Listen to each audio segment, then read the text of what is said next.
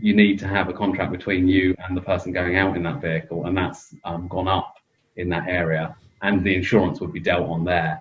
But you've also got fraud, the chance of stealing a car is up as well. So you've got to do some diligence tests and make sure they're done, and don't cut corners as well when doing those test drives. I was very lucky to work for one of the best female icons in the industry for 3 or 4 years when I first came into a director position. So I worked for Linda Jackson, who I'm sure all of you are aware of. And through her, I learned a huge amount about leadership, how to look after people, how to engage teams. LinkedIn's worked really well for us. And when you put a job ad out, there's a lot of people that come in. And I mean, a lot of our really smart staff who are like straight out of university, they joined us as interns, and then they just proved how great they were, and they made such an impact straight away. I think culture's changed across the industry over the last 5 or 10 years. I think the very heavy sort of masculine dominated type cultures are beginning to go away. And I think we're beginning to see something that's sort of much more relevant to today's day and age. Hello and welcome. I'm John Hickey and this is the Armchair Show, coming to you today from our quarantine studio.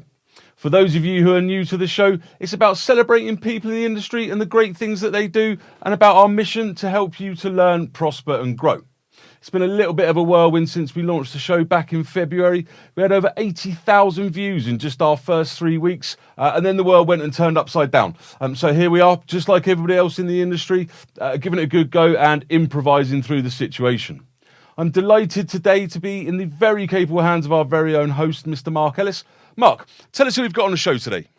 Hi John, thank you and welcome to my humble studio once again. As John says, we are improvising, but we are not stopping at all. And I'm delighted to say we've got 4 very special guests on once more. We'll go straight over to John Miele from Carwow. Hi John. Hi, how are you? Very well, thank you. How's lockdown treating you? It's interesting. I think lots of different people in different situations. I've got 2 children, wife working as well, so it's been a hard juggle. Next, we've got Joel Coombes from Lawgistics. Joel, how are you doing? A familiar face to the Armchair audience. Yes. Hi, Mark. I haven't yet experienced lockdown myself. I've been at work every day since everyone's been locked down. But certainly my wife and daughter at home, and I join them at lunchtime. It's been tough, but we're on top of it. Exactly. That's the positive attitude we need. And we also have Sally Fyffe from Corkhills Motor Group. How are you doing, Sally? I'm fine, thank you. Hello. We were talking just before the show started recording that you've got the unique challenge, well, not unique challenge, but the challenge of having a young dog occasionally coming into your office.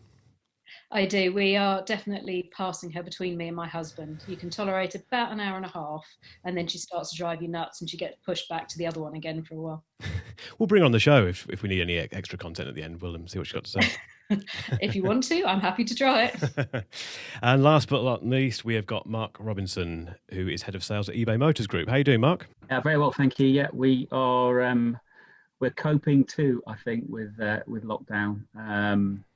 Yeah, a little bit like John. We've got a busy house here. Actually, we've got 3 kids, a wife, and a puppy as well. So there's plenty going on in our house to distract me from Zoom. Okay. Well, I shouldn't put my foot on it, but it's remarkably quiet everywhere, so let's see if it stays that way. Thanks all for joining today. We will try and avoid using the C word in the first half of this show, but we will obviously get to that because it's a very big topic, to put it mildly. Before that, though, I thought we'd have just a general chat about the industry, really. And John, we'll start with yourself. You've been at Carwow since the start. What's the journey been like for you?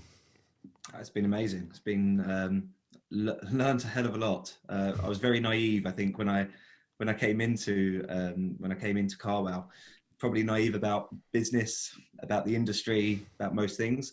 So have learned pretty quickly, and just seeing us grow from 4 people to over a couple of hundred. It's been a great journey. Lots of mistakes along the way, but great fun as well. Met some great people. So yeah, really, really enjoyable. Absolutely. And we talk about education quite a lot on this show. How important has education been to you?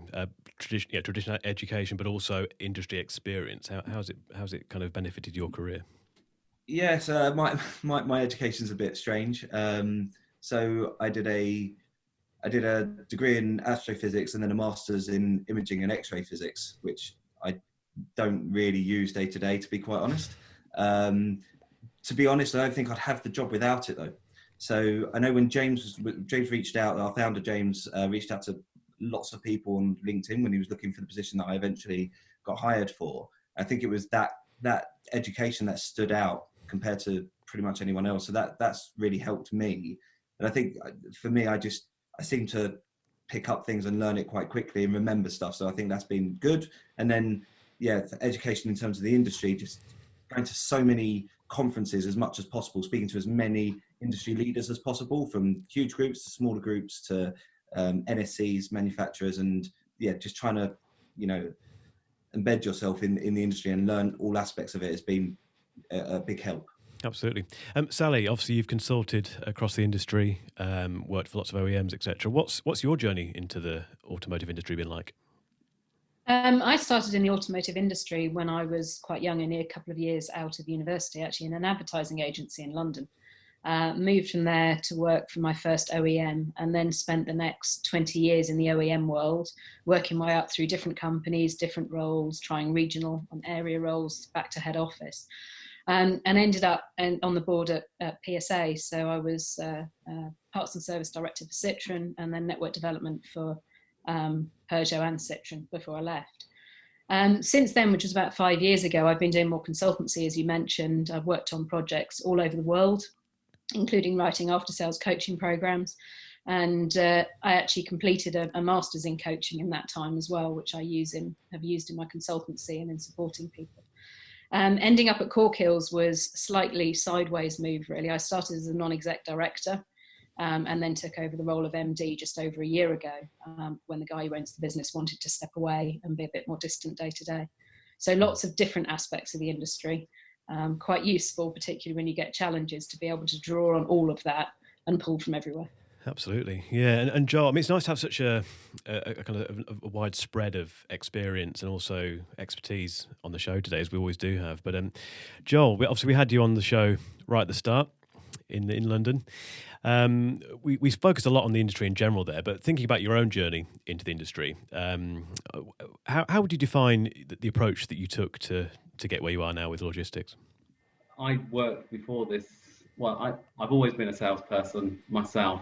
I wasn't in this industry before, but I came in when I was around about 26 when things went wrong in the industry, and I was invited in by my father. So my father owned a firm called Law Data at the time, and he was my boss, I guess, and we worked together. It was a bit hard joining the firm as the boss's son, but then we had an idea together and we formed Lawgistics about 19 years ago, where we were opening up to do employment law, health and safety, as well as the trading standards issues that we did deal with. So coming in as a partner of his at that point, it was a lot easier than joining his firm when it was in the middle of the firm trading.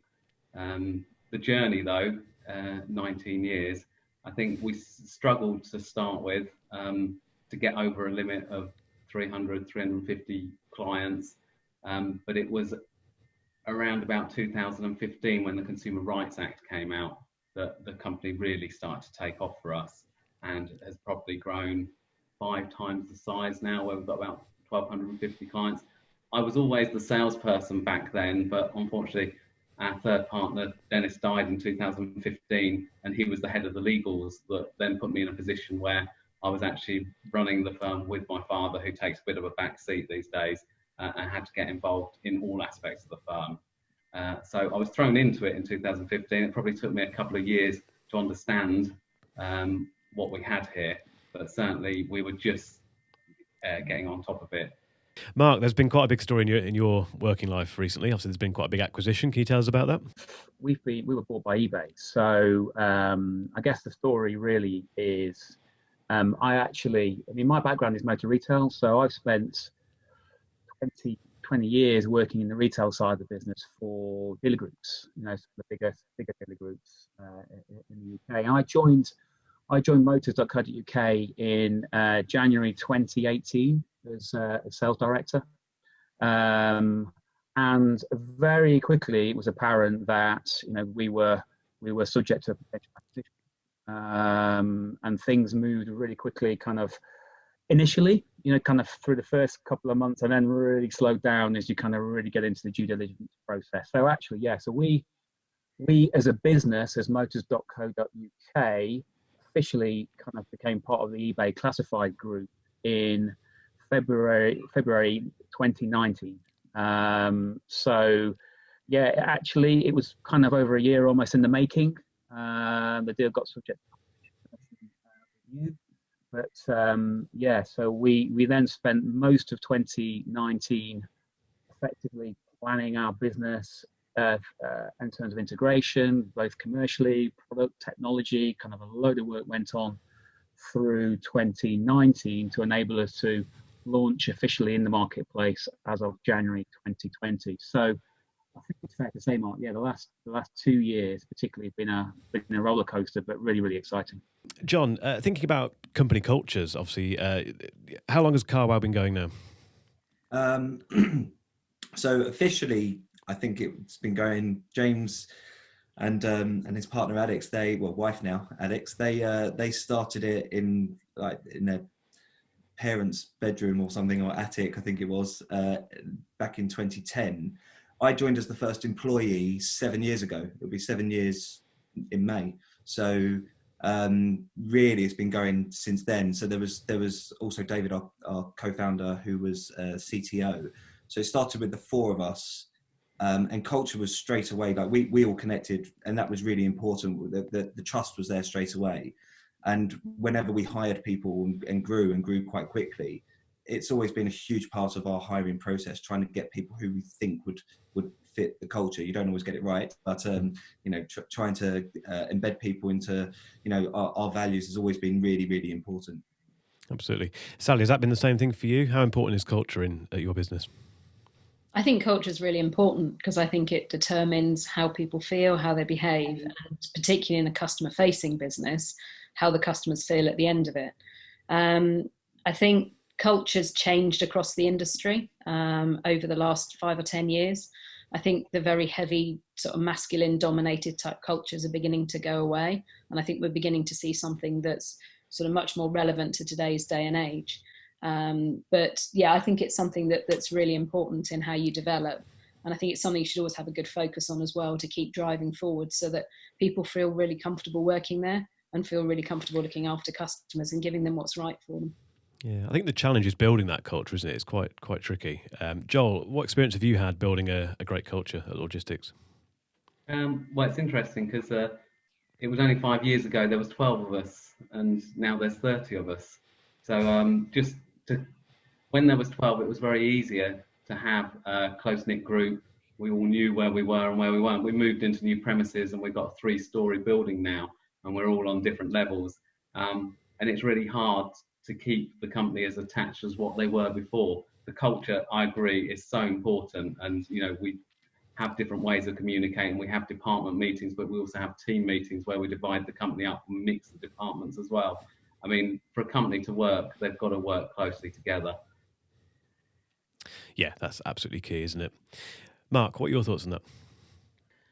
Yeah, I think it's really interesting. So our journey kind of is really relevant here. So, prior to acquisition, motors.co.uk, was a team of 90 to 100 people, based from our offices in Oxfordshire. And it's fair to say the culture of that business was absolutely kind of very family oriented. It felt like working for a family, and having stepped out of the retail side of the business and big corporate PLCs into a different environment. Although we were owned by a large American parent company, actually the culture was very strong, very collaborative, very kind of flat hierarchy, and that worked really, really well. And in that type of environment, you could move very, very quickly and be very agile in how you operated. To then step from that to be kind of then part of a global e-commerce giant. Actually, our challenge is ensuring that we maintain a strong culture in our business, which is now a far bigger scale. So, we take it really seriously. We do regular kind of engagement surveys. It's very important for us to kind of get a pulse check of how the team feeling at any point in time. And then most importantly, then it's what you do with that information to ensure that the culture remains embedded, and actually everybody across the team feels a part of the future direction of the business as well. Definitely. Attracting young talent into the industry has always been quite a hot topic as well. We've talked about it quite a lot on this show. And Sally, what's been your experience with getting the younger guys into the industry? Looking at it from a dealer perspective, I think we're quite lucky because we have quite a range of roles that are appropriate for young people. And with the amount of apprentice schemes out there now, it's quite easy to get people in straight from school age. Traditionally, it was only in things like becoming a technician. Nowadays, you can have IT apprentices, you can have marketing apprentices, which I think helps. One of the areas that's maybe a little bit harder getting young people into is things like sales. They tend to come in a bit older. But we have had a bit of luck with people moving from other roles they come into initially and then trying sales once they're in the business. So I think generally we are still quite lucky about having a range of different ages that operate in the environment, and we're by no means struggling to get youngsters to join us and bring fresh blood and fresh ideas, which is always great for us. Absolutely. Has that been the same at Carwow? Yes, it's been. I mean, one of the things that we wanted to do to try and attract people was offices and surroundings and things like that. So hence why we set up in London specifically for developers. We found it really hard to, or historically the hardest thing to try and attract are the developers, and that's being a technology-based business. It's really important that we do attract them. So London was important in terms of setting up base there. But then there's loads of outreach programs to try and get people to work. So we go to universities and explain what the business is, what the auto industry is like, how it's evolving, etc.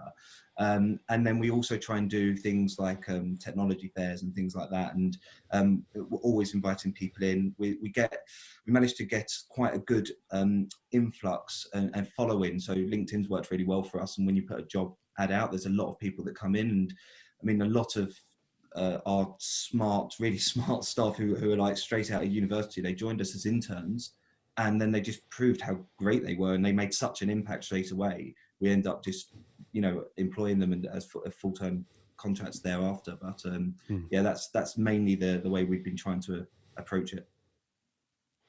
I think bosses play such a huge role in this as well, don't they, obviously? And one question we quite like to ask guests on this, you don't have to name names, you can if you like, obviously, is who your favourite boss was and the reason for that. Joel, I'll ask you first. Who's your favourite boss? I'm going to have to say my father, aren't I? Just in case he's watching. You set that up earlier, in fairness. I'd probably say the first boss I had was when I sold boats. That was my first proper job. It wasn't probably because he was a good boss, but it was because he was a bad boss. I learned from his mistakes. And I think going forward, we probably learn more from other people's mistakes. Well, literally, he didn't see what he had in front of him and what could be done with it. So he never adapted to change. And it was an old boat firm, and they'd just done things how they'd always done. And when I came in, I looked at it and thought, hang on, this isn't the world we live in right now. Although we're selling an old product, we can make it a little bit more fun. So we rebranded, and it certainly quadrupled sales and went forward. So really, I think it's adapting to change. And sometimes you need to, you're talking about bringing young people into the business. As we've grown, certainly bringing young people into the business, you need to listen to them as well. They haven't got the experience, but they've got some great ideas. And with our experience and their new ideas, I think you can have something a little bit special. And certainly that's what I learned from my boss, is he wasn't doing things quite right. He had a wealth of experience, but he needed to adapt to a new market. And I think since that was my first job, that's what I've always done, is being ready for change and change with what's going on around us. Yeah, listening's so important, isn't it, really? Mark, who's your favourite boss and what was the reasons for that? Yeah, so naming no names again. Yeah, confidentiality is key here. So I guess what springs to mind for me is I was given an opportunity. I was fortunate. So probably at a relatively early stage in my career in the motor industry, I was 23, 24. I was given a shot at management by a director at the time. Being honest, probably walked into it quite blind in terms of didn't really know how to manage people effectively, you know, how to manage workloads effectively, and made lots of mistakes. But one thing that I guess sticks out for me was actually the director at the time purposely kind of probably overloaded me with work. And I guess being keen, I said yes. Until one point, specifically remember this. I was in the office at 8 o'clock at night, kind of with my head in my hands, thinking, I'm struggling. How am I going to get through this? So kind of bit the bullet the following day, sat down with the director and said, look, kind of, I think there's something wrong. And actually, kind of what I learned from that was, and what he was teaching me was that I didn't have to do it all myself. And it was about effective delegation and kind of engaging properly with the team. So yeah, I kind of that really stuck with me. Just the power of surrounding yourself with the right people, experts in what they do, and then the art of delegation to be more effective as a leader. I learned that really early in my career. It's definitely stuck with me. Excellent. Sally, what's a good or bad instance of a boss in your life that has stuck in your mind? Am I allowed to name someone here? It's entirely up to you. We can't be held responsible, but go for it. I was very lucky to work for one of the best female icons in the industry for 3 or 4 years when I first came into a director position. So I worked for Linda Jackson, who I'm sure all of you are aware of. And through her, I learned a huge amount about leadership, how to look after people, how to engage teams, but also how to listen and work across different facets of the industry as well. So really understanding, at that stage I was a manufacturer, but understanding the dealer point of view, etc. I think you've all seen where she's gone on to now and what she's delivered. But as somebody working for her for a period of time, I'd say she was inspirational. She also gives you a lot of confidence as being female in this industry, because let's be honest, we are still in the minority, although it's improving. But having somebody like that and working with someone like that gives you confidence actually that nowadays those barriers are broken down, and they have gone. So I would definitely say that she was the person who made the biggest impact on my life. Yeah, what a great experience working for her. That must be fantastic. Definitely sticks with you. And finally, John, yourself, who's your favourite or least favourite boss, and for what reason? I've had a couple of bad ones. I think, we all have. As Joel said, kind of learnt when I've then managed people, I've learned what not to do based on what the experiences I didn't like.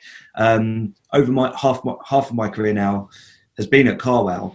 And so I think there's probably, I'm going to cop out and name 2 people, but I think James straight away, it was unbelievable. The first day I remember joining, there was an argument, as there often were back then, between Alex and David, 2 of the co-founders, over what had happened. It was to do with how we were setting up the dashboard for our partner dealers, and they were arguing over what it was. And literally, the first thing James said was, do what John says. He's got more experience at talking to dealers because of my previous job than any of us, and let him take the lead on it. And it was my first day, and I think that trust straight away just empowered me straight away, and it just, like, the respect from there, I learned so much from him. And he, we had a very honest relationship where I said where I've got no experience in certain things, and just, he helped. He always brought books in to the company and encouraged, spend time to develop yourself, read these books, etc. Use other people's experiences. To be fair, we were all pretty inexperienced anyway. He'd never managed a person before anyway, in the same way I hadn't. So I think I learned a hell of a lot from James in that respect. And then also my current boss, Athena, when she's come in, where she's really developed me is on my people management skills, or trying to get what's out of my head into somebody else, and improving in terms of how you train people, how you encourage them along, etc. So for different reasons, I'd say that'd be my 2. Fantastic. And to get that experience so early on in your career is fantastic, isn't it? Quite rare, actually, as well, I think. Absolutely. Joel, you mentioned something which caught my ear, which was that you've started doing click and collect. We haven't put a scheme into play, but we've been asked lots of questions. I think people are getting itchy feet that they want to go back to work. So they're coming to us and trying to get us to unpick the law to say, well, legally, how does this work? So we've looked at it, and we're in both camps at the moment. It's really a commercial decision a business has got to take. We can see there's other models out there.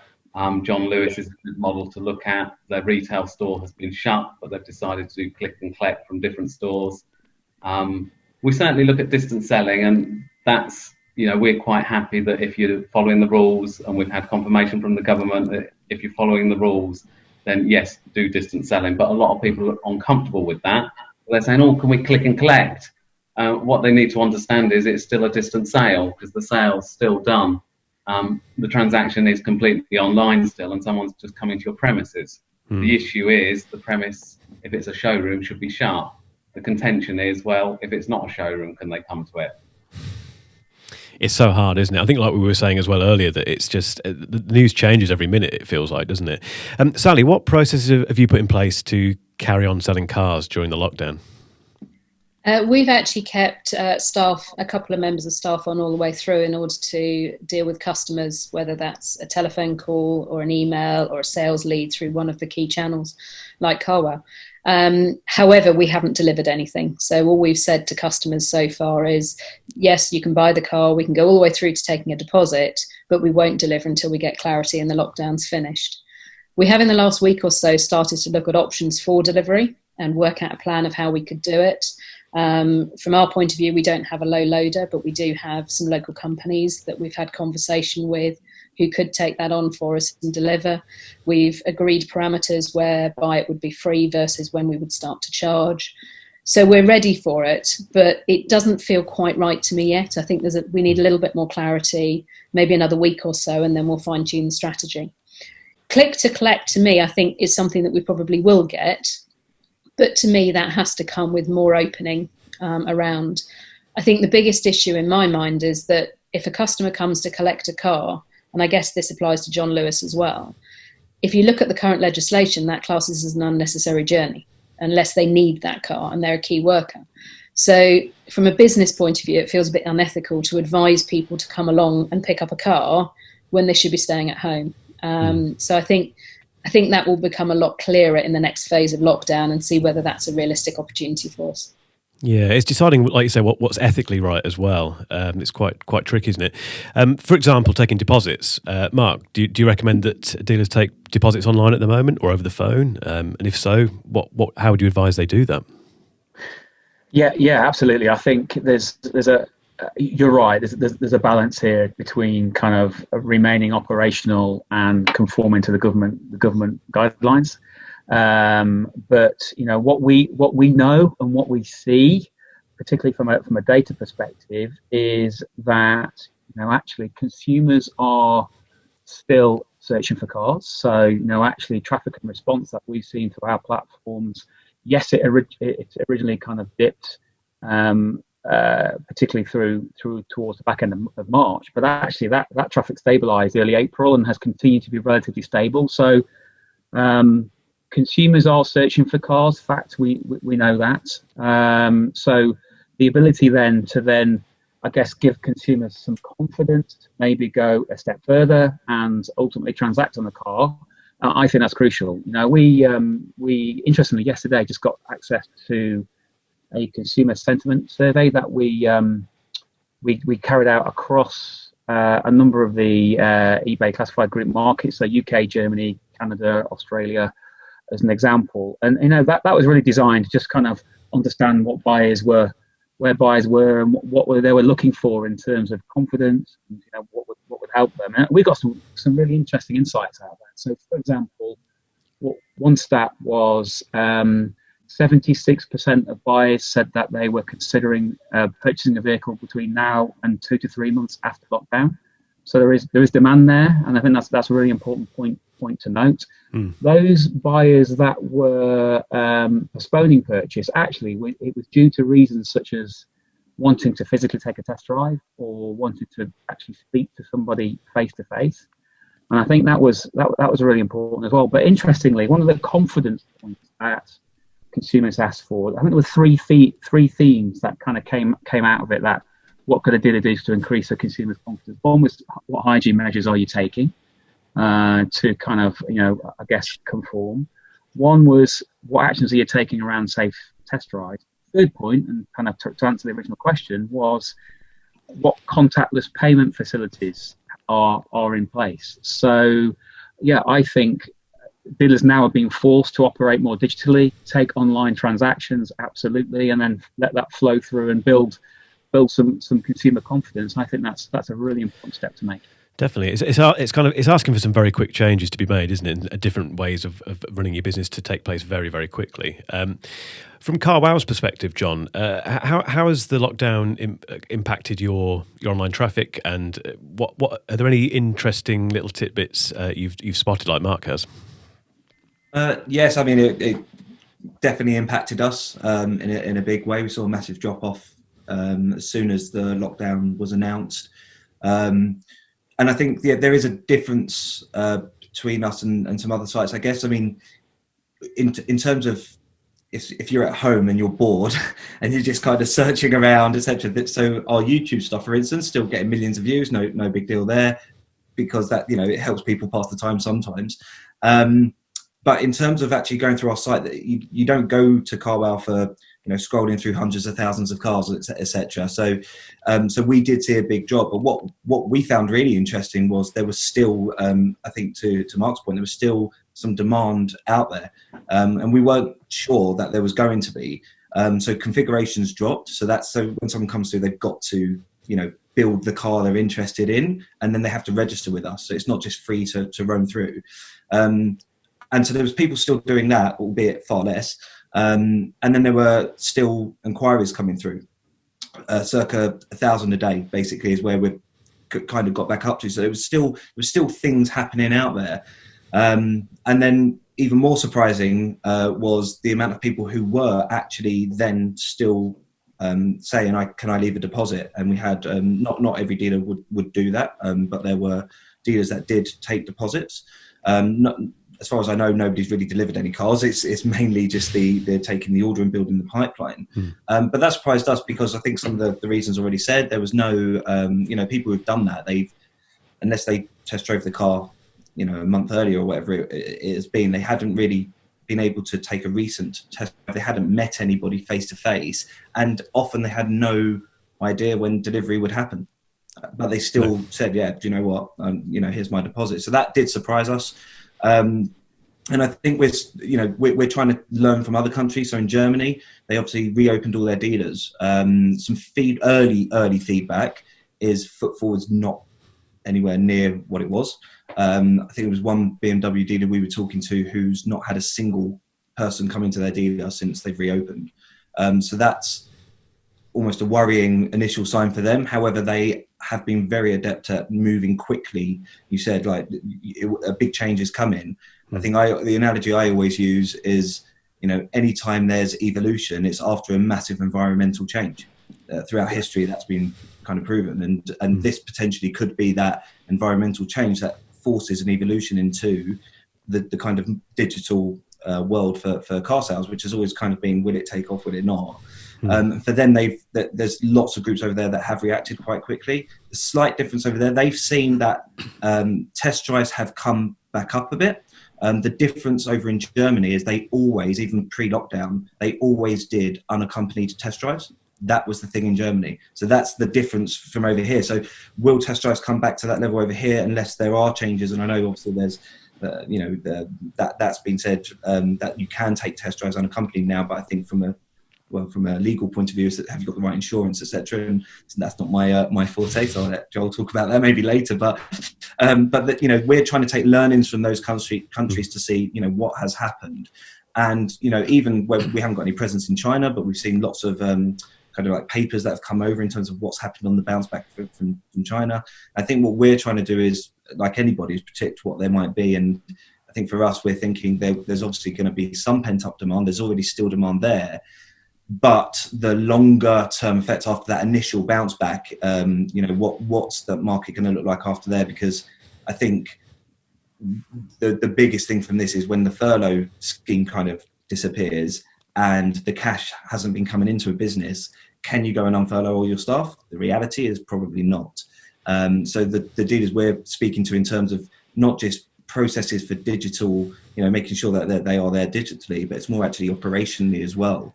and trying to work out, how many leads can one person deal with, where it takes, what's the average number of touch points, and actually what's the average conversion, and then how many people do I need to unfurlough who can deal with like a central point for say 5-6 dealerships at a time, and how many leads, how many sales would that lead to, etc. And it's the operational efficiencies that people are looking to right now.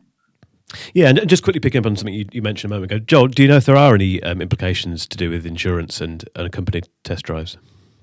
Yeah, I think a lot of it's like an extra on an insurance. So don't go out there and think, let's do unaccompanied test drives without checking with your insurance. And the feedback we've had from the majority of the dealers that have phoned in is they're not covered. Now, they can get covered, but they're going to have to talk to their broker and get covered. And there's some, if you haven't gone for a motor dealer policy, it's a bit unusual. It's a bit of an unusual request. And we've had people phone up today and say, point blankly, their insurance company are not going to let it happen.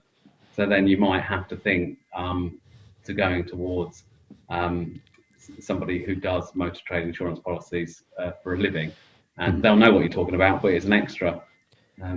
But to be honest, I mean, I had wished dealers had done this as the norm anyway, because it was very often the case that they got busy and they would let somebody out in a car, certainly the independents, where they weren't insured. We'd had stories where an accident had happened and there wasn't someone else in the car. So I think that it should become the norm. And equally not the sort of thing you can rush, unfortunately, I suppose. It's you've got to get it right, haven't you, in that respect? Yeah. We have a test drive agreement, and I'm not plugging them, but certainly you need to have a contract between you and the person going out in that vehicle, and that's gone up in that area, and the insurance would be dealt on there.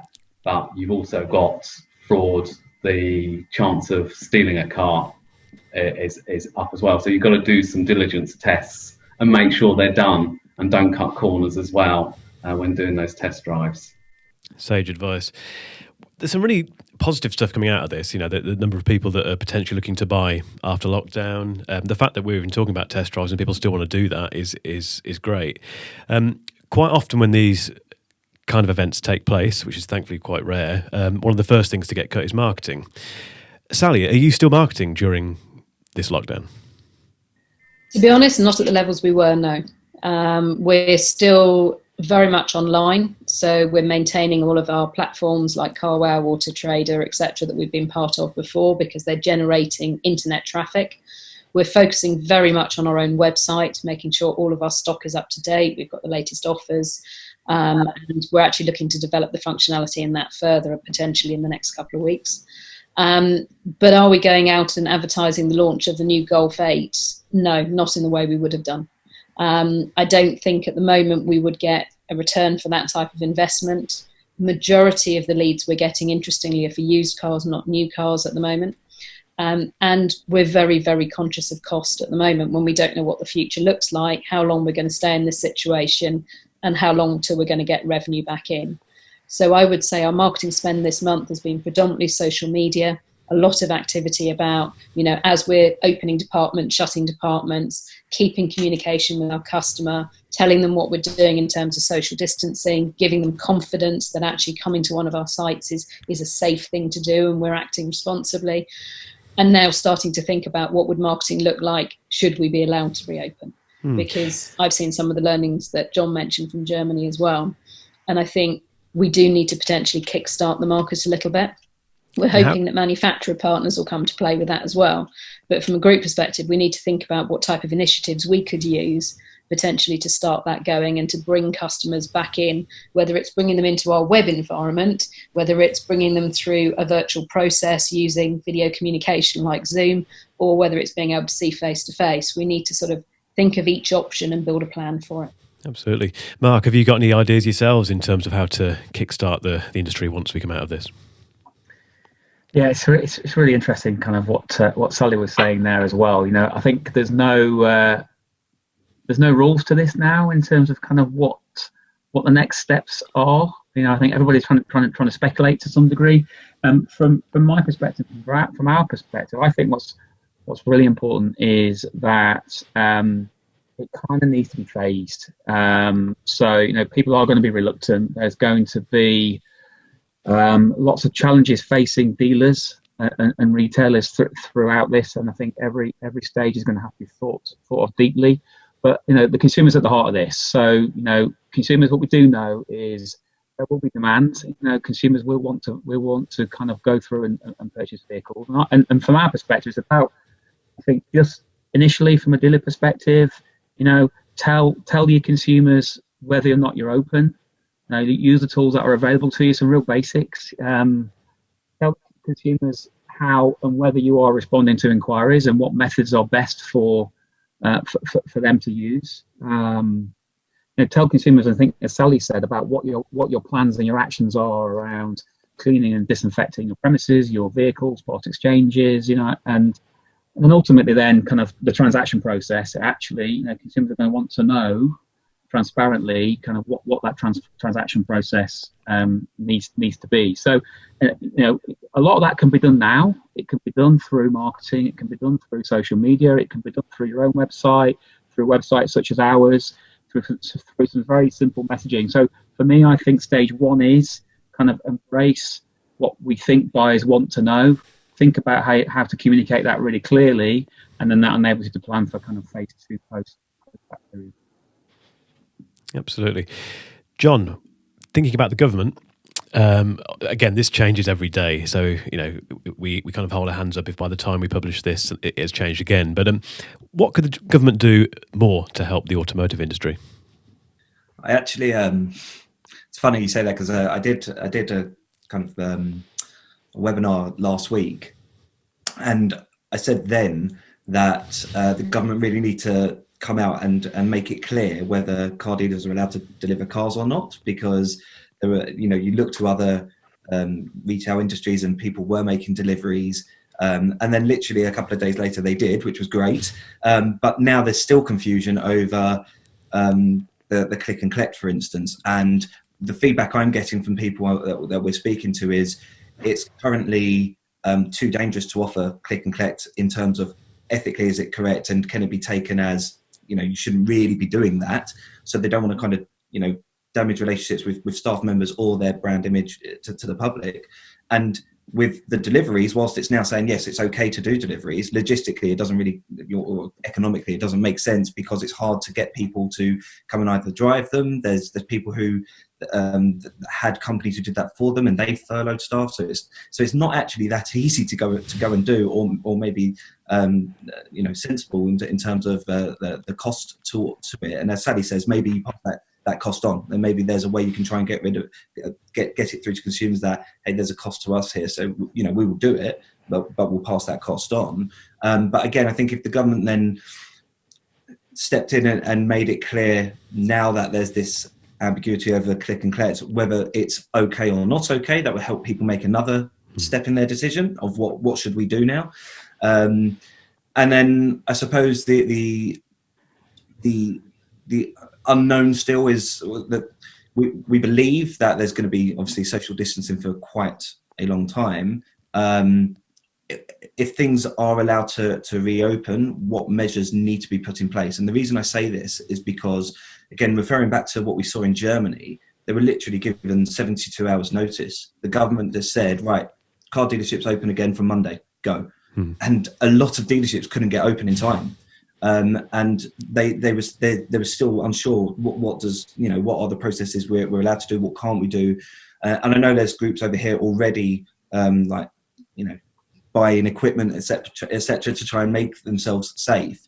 I think from a dealership's point of view and from a dealer group's point of view, the advice I would potentially give is try to be as transparent as possible to your customers, and things like videos in terms of, you know, this is what we're doing to try and make it as easy as possible to deal with us. Here's, you know, this is, you know, the processes we're going through to make sure the cars are, you know, completely, you know, cleaned. Here's our, if and when test drives can happen again, here's our policy on that, etc.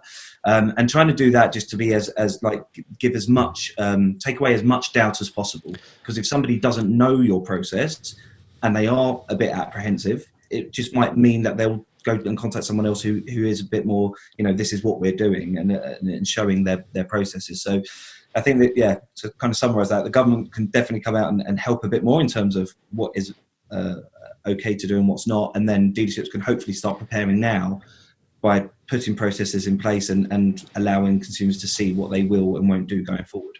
Yeah, definitely. It's a two-way street really in that respect, isn't it?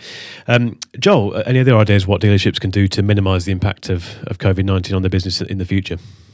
I think just echoing that some reassurance from the government is what we really want, because from day one, Lawgistics said you can distance sell. You can still sell your cars from a distance.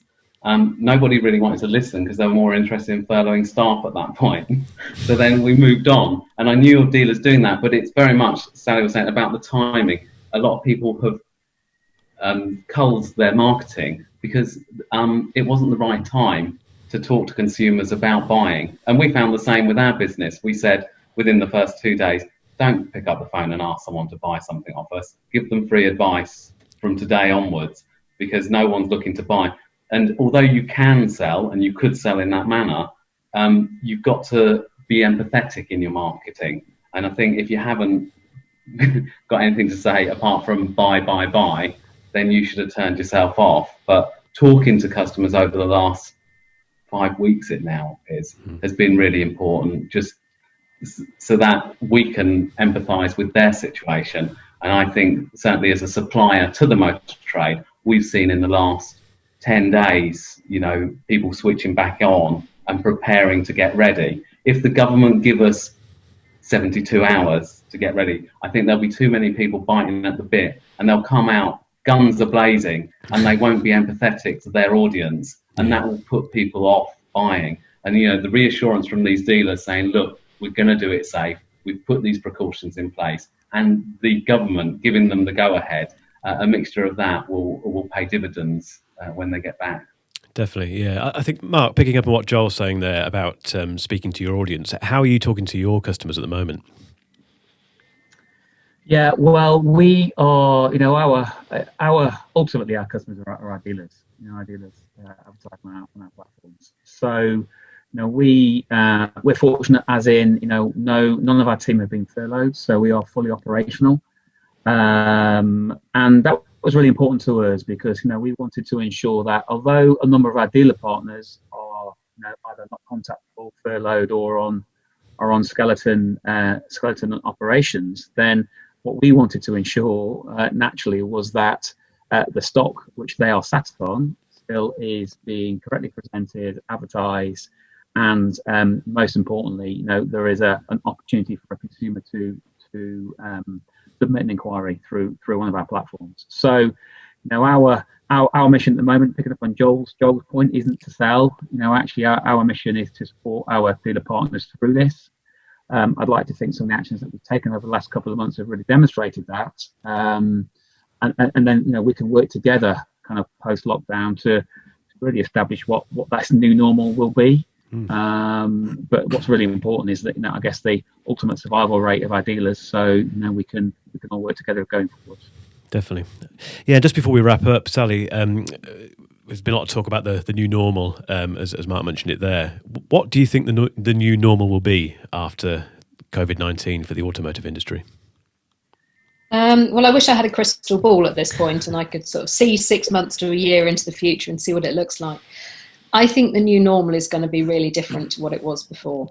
I think to get back to how we were trading in January and February, where we had big events bringing people into the showroom, we had, the first thing a salesman did when they got hold of a lead from a customer was, I need to get them in, I want to bring them, I want to spend time face to face. I think that's gone, and for at least the next 12 to 18 months. I think e-commerce is going to become more and more important. I think we need a sales team who are skilled at engaging with customers in different mechanisms, whether that's online entirely, whether it's through telephone, whether it's through things like Zoom. And I think the journey probably will become more in the customer's control than it has been before as well, because it'll be about giving the customer choice and then letting them determine how they want to do it. To me, when we get to open showrooms, that isn't actually going to fundamentally change the sales process, because I think most of it will be in an online stroke telephony format. I think what that does is gives us the ability to provide a test drive. if we can manage it uninsured, which we can, or give them an opportunity to come and view the car. My personal view is that I think that will be appointment based. I think we'll have customers would come in, they'd state the vehicle they want to see, they'll arrive at, say, 10 o'clock to the appointed time so that we minimise the amount of people in the showroom and the interaction. That car's been sanitised in advance and maybe a marker put on it to qualify that for the customer so that it's a really safe environment. They do that one thing, they leave again. And I think service will become much more remote transactional as well. Customers will drop cars, collect courtesy cars, maybe collection and delivery. But majority of the interaction, again, will happen over the phone. We've actually been open in one of our sites doing skeleton for key workers all the way through. And our customers haven't actually set foot in the dealership the whole time. I think maybe we don't need to go that far in the future, but we've already fitted sort of, I think they call them sneeze screens to all of our service desks. Yep. So there's now a barrier in front. So when customers come in, they'll feel safe, and so will our staff in the interaction. So I think it's a world that's much more online. I think it's a world that actually is going to be more consumer driven. And I think it's a world that's going to involve social distancing for some time. Absolutely. Well, that's not totally doom and gloom, is it? I think it's not. I think we've had a lot of positivity today, which I appreciate, guys. It's very much a roller coaster ride at the moment, isn't it? In terms of one day you're up and next day you're down a little bit, and but you've given us some really nice insight, I think, into what the future could be like. And it doesn't look too bad, I don't think. Providing we all work hard and the government does their bit, we'll get there. Thanks once again for coming online today, guys. Really appreciate it. It's been a fantastic chat. We could chat about this until the cows come home, really, but we'll have to get you on another episode to see where we are at that stage. So thank you very much, guys, for joining us. Thanks. Thank you. If you're watching on YouTube, if you could hit subscribe and then click the little bell icon, that'll tell you when we put up any new shows. That just leaves it then to say thank you for watching and stay safe. See you next time. Thank you.